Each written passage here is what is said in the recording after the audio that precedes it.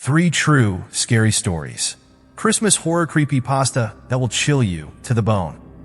Christmas is a time for joy, laughter, and family. The twinkle of lights, the warmth of a crackling fire, and the melodies of holiday songs create an atmosphere so cheerful that it's easy to forget the world's darker corners. Yet, every now and then, shadows creep into this season of light, casting their eerie presence over even the merriest of celebrations. These moments, though rare, remind us that not everything is as it seems. While we celebrate the holidays with friends and family, there are those who've had experiences that linger long after the gifts are unwrapped and the decorations taken down. Moments where the glow of the Christmas tree seemed to dim unnaturally, or the sound of carolers outside turned to something unfamiliar, sending a chill down the spine.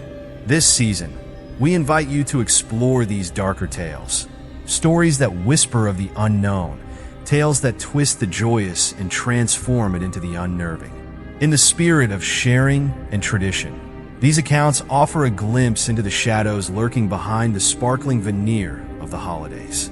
The first tale takes us to a seemingly ordinary suburban neighborhood, where a festive decoration turns into something far more sinister. Story 1. The Haunted Christmas Ornament. Mark and Emily had always loved Christmas. This year was extra special. It was their first holiday in their new home. They spent weeks planning every detail, from the lights on the roof to the garlands draped along the banister. But their Christmas tree, though tall and perfectly shaped, felt like it was missing something. One chilly afternoon, they decided to visit the local flea market. It was a bustling mix of holiday cheer and vintage treasures. As they wandered between the rows of stalls, Emily's eyes were drawn to a small, dusty ornament sitting on a wooden shelf. It was a glass sphere, hand-painted with intricate scenes of a snowy forest. Inside the glass, tiny figures seemed frozen mid-motion, as if caught in a magical moment. The vendor, an elderly woman with a knowing smile, watched as Emily turned the ornament over in her hands. "A fine choice," she said, her voice low but clear. "It's been in my family for generations. They say it brings life to the season." Emily raised an eyebrow. "What do you mean?" The woman only chuckled. "You'll see." She wrapped the ornament carefully in tissue paper, and the couple paid without another word. That night, back home, Mark placed the ornament at the center of their tree. The glow of the string lights danced on its glossy surface, casting delicate reflections on the walls. It was perfect, but perfection, as they would soon discover, often comes with a price. The strange occurrences began almost immediately. At first, it was small things, a faint flicker in the Christmas lights whenever they sat near the tree. Mark brushed it off as faulty wiring, but Emily wasn't so sure. Then there were the whispers, low and unintelligible. They seemed to come from nowhere, drifting through the house late at night when the world outside was silent. Their dog, Max, usually a bundle of energy, became uncharacteristically skittish. He would whimper and avoid the living room entirely, standing at the doorway with his tail tucked between his legs. No amount of coaxing could get him to step closer to the tree. Emily started to feel uneasy. One evening, as she sat alone on the couch with a cup of cocoa, she noticed something odd. The ornament seemed to shimmer, almost imperceptibly, as if it was catching light from a source that didn't exist. When she told Mark, he laughed it off. "It's just your imagination," he said, patting her hand. But his reassurances did little to calm her nerves. The unease escalated one quiet evening. Emily was upstairs, wrapping gifts, when she heard a child's laughter. Soft, melodic, and unmistakable, it floated up from the living room. Her heart raced as she tiptoed down the stairs. The house was dark, except for the glow of the Christmas tree. The laughter stopped abruptly as she reached the bottom step. Emily froze.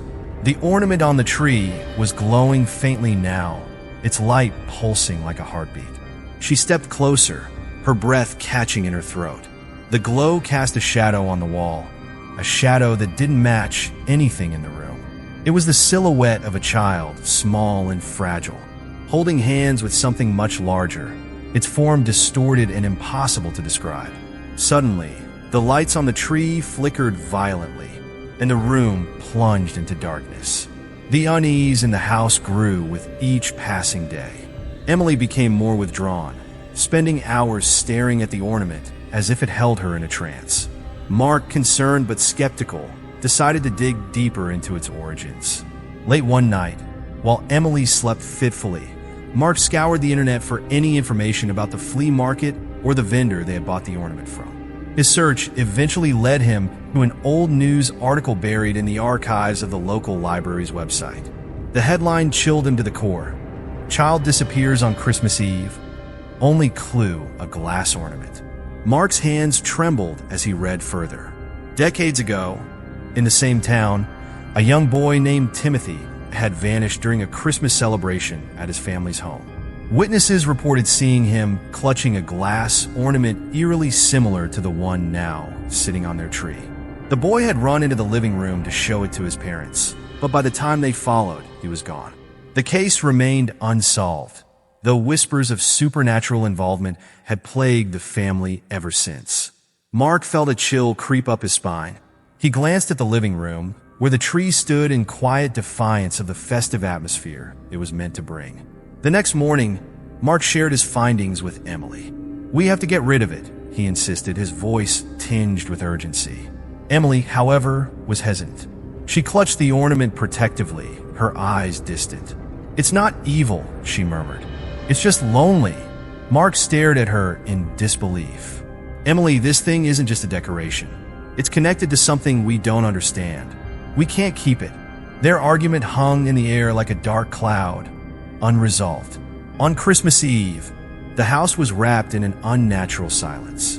The lights on the tree flickered sporadically, casting unsettling shadows on the walls. Mark and Emily sat in tense silence, the ornament at the center of their unspoken conflict. As the clock struck midnight, the power went out. The house plunged into darkness, save for the faint glow emanating from the ornament. Emily gasped, her eyes fixed on the living room. A figure had appeared, small and childlike, its form illuminated by the pulsing light of the ornament. It was the silhouette of a boy, his hand outstretched, beckoning her to come closer. "Emily, don't," Mark whispered, grabbing her arm. But she shook him off, her steps slow and deliberate as she approached the figure. The boy's face was shadowed, but his presence felt impossibly real. He pointed to the ornament, his expression pleading. Mark acted on instinct. He grabbed the fire poker from the hearth and swung it at the tree. The ornament shattered with a deafening crack, shards scattering across the floor. The glow disappeared instantly, plunging the room into an oppressive stillness. Emily collapsed into Mark's arms, her body trembling. In the silence, they both heard it, a faint, melodic laughter fading into the distance. The next morning, Mark and Emily packed their belongings. The house no longer felt like home.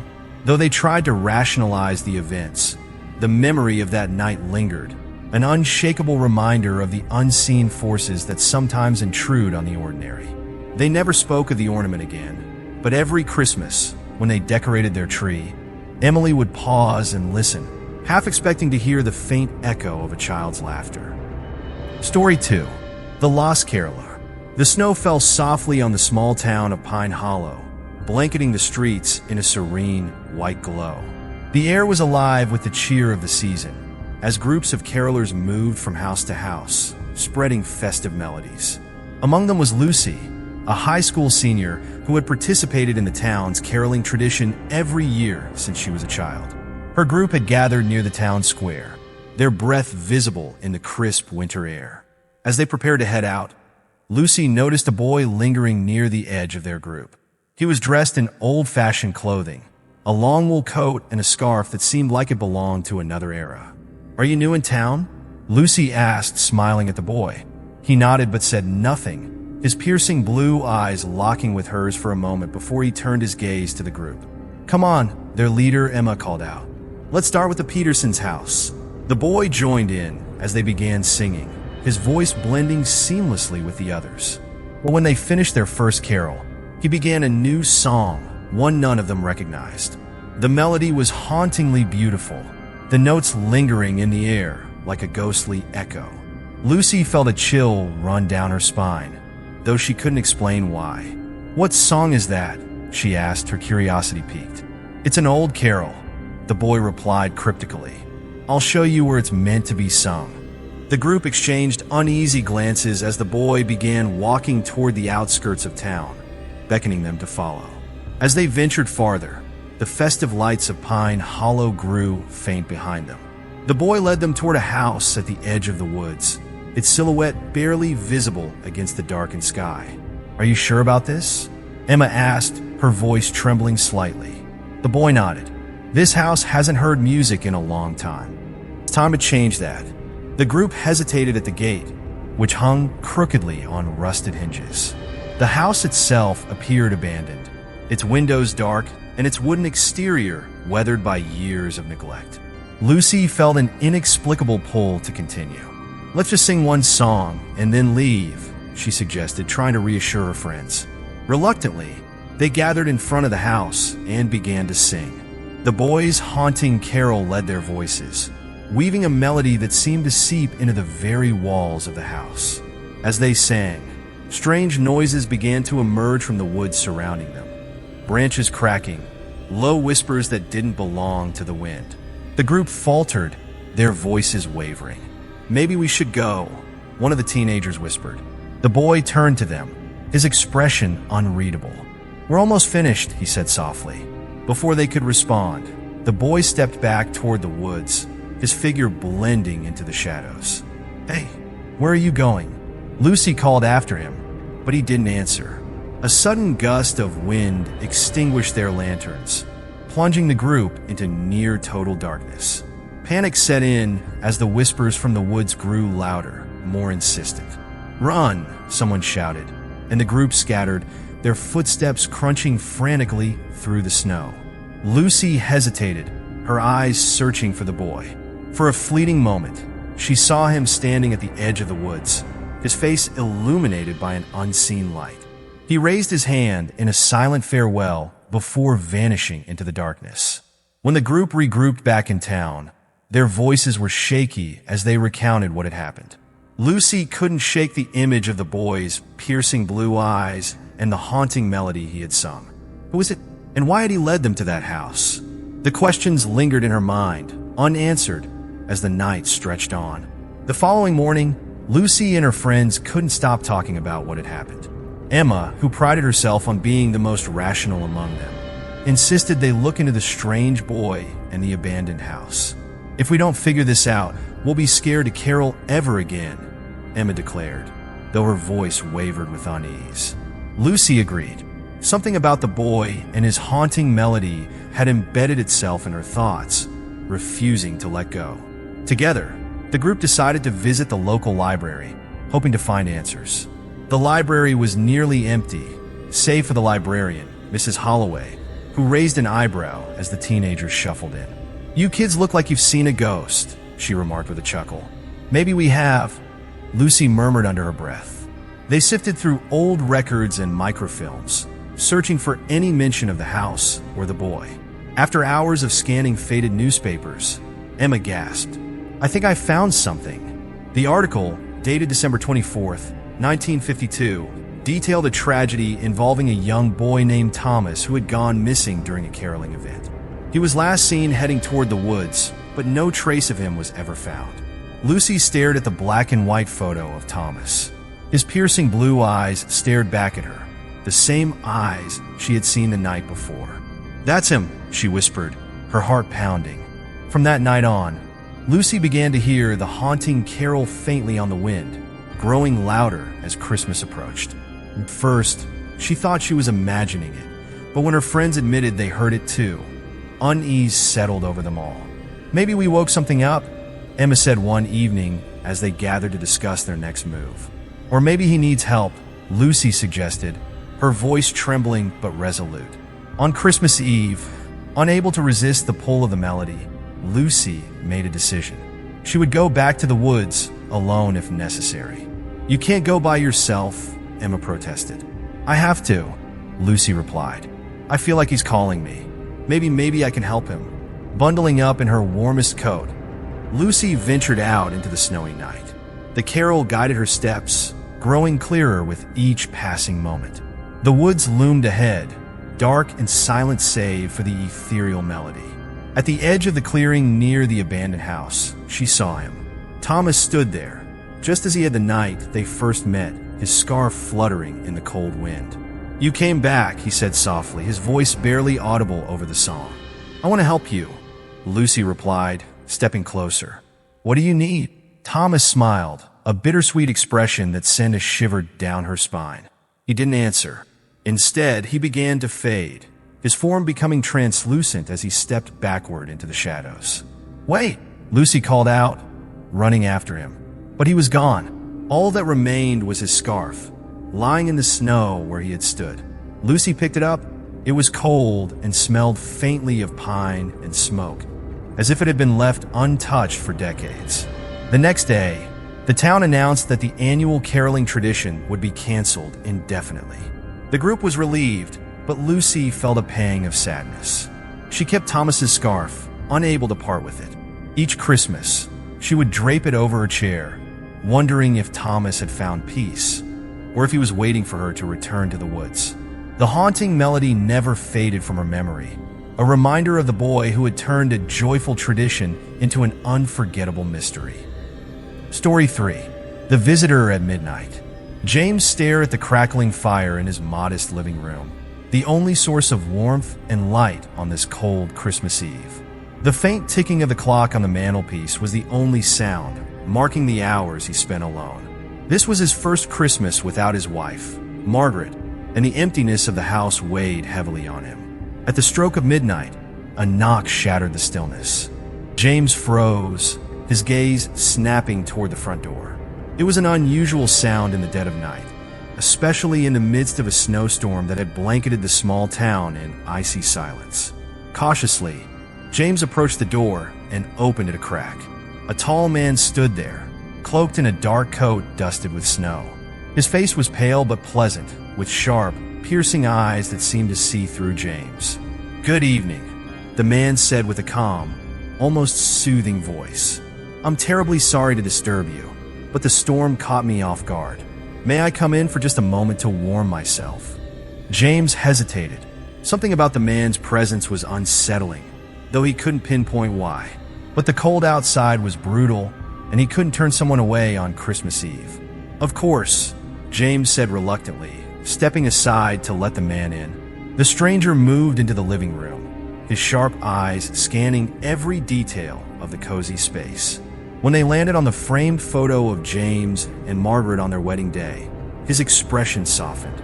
"You had a beautiful wife," he said, gesturing toward the picture. James swallowed hard, his throat tightening. "Yes, I did." The man smiled faintly, though it didn't reach his eyes. "Christmas is a time for second chances," he murmured cryptically. As James prepared a pot of tea, he couldn't shake the feeling that the temperature in the room had dropped since the man arrived. The warmth of the fire seemed to wane, replaced by a subtle chill that crept through the air.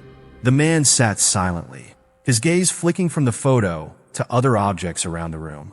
A sense of unease grew in James's chest. When he returned with the tea, the man was holding a small wooden carving, a trinket Margaret had made during their first year of marriage. "This is lovely," the man remarked, his tone appreciative yet distant. James set the tea down, trying to mask his discomfort. "It was my wife's." The man nodded slowly, almost reverently, as he placed the carving back on the table. "She must have been very special." As the minutes passed, James noticed odd things. Items seemed to shift slightly when he wasn't looking. A cushion misplaced, a book turned to a different page. The fire continued to sputter, its once bright flames dimming despite the fresh logs James had added. Finally, James couldn't hold back his unease. "Forgive me, but who are you exactly?" The man smiled, his piercing gaze locking onto James. "A friend of sorts, someone who understands loss and the yearning for what's gone." James shivered, though not from the cold. Exhausted by the tension, James decided to retire for the night. He offered the man a blanket and pillow for the couch, though every fiber of his being urged him to ask the stranger to leave. But something about the man's presence felt unmovable, inevitable. Hours later, James awoke with a start. His room was dark, save for a faint glow coming from the open door. He sat up, heart pounding, and saw the man standing at the foot of his bed. In his hand was Margaret's locket, a cherished keepsake James always kept in a small box on his nightstand. The man held it delicately, his fingers brushing over the engraved initials. "She loved you deeply," the man whispered, his voice barely audible. "But sometimes love lingers in places it shouldn't." James's breath hitched. "What are you talking about? How do you know that?" The man stepped closer, his face eerily calm.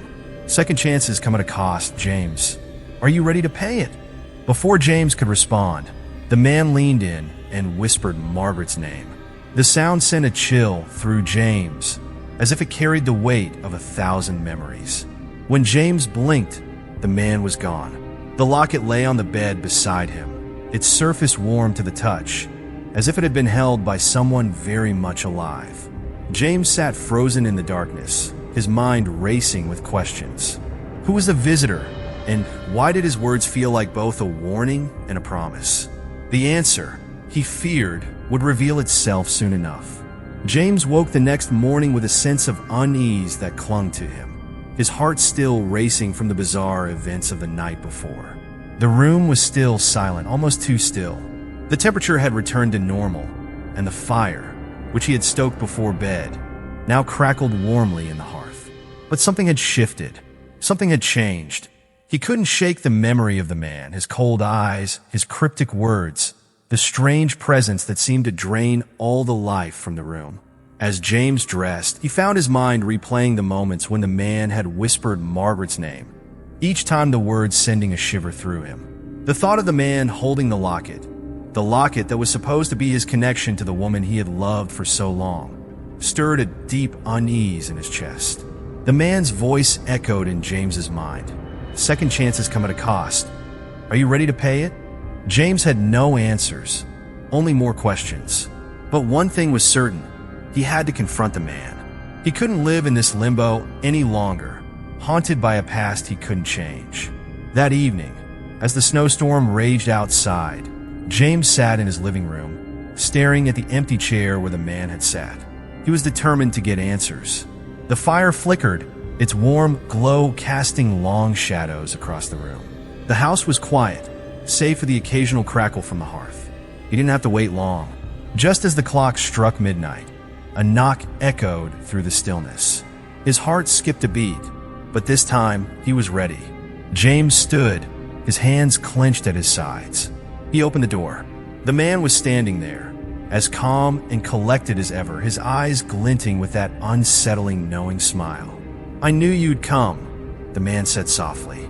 James stepped back, allowing him inside. He didn't speak for a long moment, unsure of how to frame the question that had been burning in his mind all day. Finally, he spoke. "Why are you here? What do you want from me?" The man's expression softened, and he nodded as if he had expected this question. "I'm here to offer you a choice." "A choice?" James repeated, his voice rough. "To move on or remain trapped in your grief forever." The man's tone was gentle, but his words pierced through James's defenses like a sharp blade. "You've been holding on to something for so long, James. But what if that something is only holding you back?" James's chest tightened. The weight of the man's words was suffocating. He thought of Margaret, the love they had shared, the life they had built, the years of happiness. But then he also thought of the pain, the hollow ache in his heart that never seemed to fade, no matter how many years had passed. The man's shadow stretched unnaturally across the room, and James noticed it for the first time. It wasn't a natural shadow. It seemed to move independently of him, growing longer and darker, reaching out as if it had a life of its own. The room grew colder again, the warmth from the fire failing to push back the chill that swept in with the man's presence. "I'm not sure I understand," James said, his voice faltering. "What do you mean trapped?" The man's smile remained, but it was tinged with something darker, something older. "Grief is a heavy thing, James, but it's also a choice. You choose to hold on to it. You choose to cling to the past. You choose to let it define you." James's stomach twisted. "I don't want to let go of her," he whispered, his voice barely audible. The man's eyes softened, but his shadow grew longer still. then you'll never be free. You'll never truly live again. James felt a cold shiver run down his spine. What do I need to do? The man stepped closer, his presence almost suffocating, and James could feel the weight of the decision pressing down on him. His hands shook as he reached into his pocket, pulling out the locket. He stared at it, his thumb brushing the cold metal. He had never let it go. It had been his last connection to Margaret, the one thing that remained unchanged since she passed. But now, in the face of this strange visitor and his haunting words, James realized that the locket had become a symbol of his grief, his inability to move on. With a heavy heart, James held the locket out to the man. I choose to let go. The man smiled, a knowing glint in his eyes. He took the locket from James's hand, and as his fingers closed around it, the temperature in the room seemed to return to normal. The oppressive weight lifted from James's chest, and he felt a strange sense of peace wash over him. The man nodded, his smile widening. You've chosen wisely. In the blink of an eye, the man was gone, leaving only the warmth of the fire and the stillness of the room. The next morning, James awoke to find the house brighter, warmer than it had been in years. The weight in his heart had lifted, leaving him with a sense of clarity he hadn't felt in a long time. He stood in front of the fire, his hand instinctively reaching for the spot where the locket had been. But it was gone, vanished without a trace. As he turned away, his eyes caught something on the mantel. It was a small, folded note, its paper old and worn. With trembling hands, James picked it up and read the words written in neat, deliberate handwriting. You chose wisely. James smiled softly, his heart finally at peace. He had let go of the grief, and in doing so, he had made room for something new. Something he hadn't realized he had been missing all along. A chance to live again. The holiday season is a time of heightened emotions.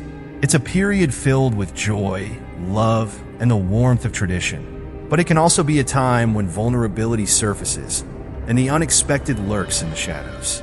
We open our homes and hearts, embracing those we love and welcoming the festive season with open arms. Yet, this openness also makes us more susceptible to both the light and the darkness that comes with it. Whether it's the joy of family traditions or the fear of the unknown, these stories remind us that the holidays, for all their beauty, carry with them a certain fragility. The bonds we hold dear can be both a source of comfort and, when tested, of unease. In each tale, we see how trust, emotions, and even the most cherished of customs can be disrupted. The innocence of the season can, at times, reveal deeper, darker forces, both internal and external, that shape our experiences. And while these stories may be set against a backdrop of the supernatural, they reflect something very real about the human condition during the holidays. The uncertainty, the fear of what might be lurking just beyond the sparkle of the Christmas lights. Meaning behind each story. Story 1. The Haunted Christmas Ornament. In this story, the ornament symbolizes the dangers of the unknown. It serves as a reminder to be cautious when encountering something that seems too good to be true. Sometimes, what appears innocent or beautiful may hide a darker truth. It also teaches us to trust our instincts and listen to those feelings of unease that may guide us away from danger. The ornament, though a symbol of festive cheer, ends up reminding us that there are forces in the world, whether supernatural or emotional, that we cannot always see or control. Story 2. The Lost Caroler. The story of the Lost Caroler delves into the echoes of the past, illustrating how unresolved connections can ripple through time and affect us in unexpected ways. The boy's haunting presence is a manifestation of a forgotten past trying to find closure, much like the way old memories or past regrets can resurface at the most unexpected times. It serves as a reminder that the past is never truly gone. It may be lying dormant, waiting to reveal itself when we least expect it. The story urges us to pay attention to those lost connections, as they may be calling us to find closure or understanding. Story 3. The Visitor at Midnight. In this tale, grief is the central theme, and it reveals how our emotional baggage can bind us to the past, preventing us from moving forward.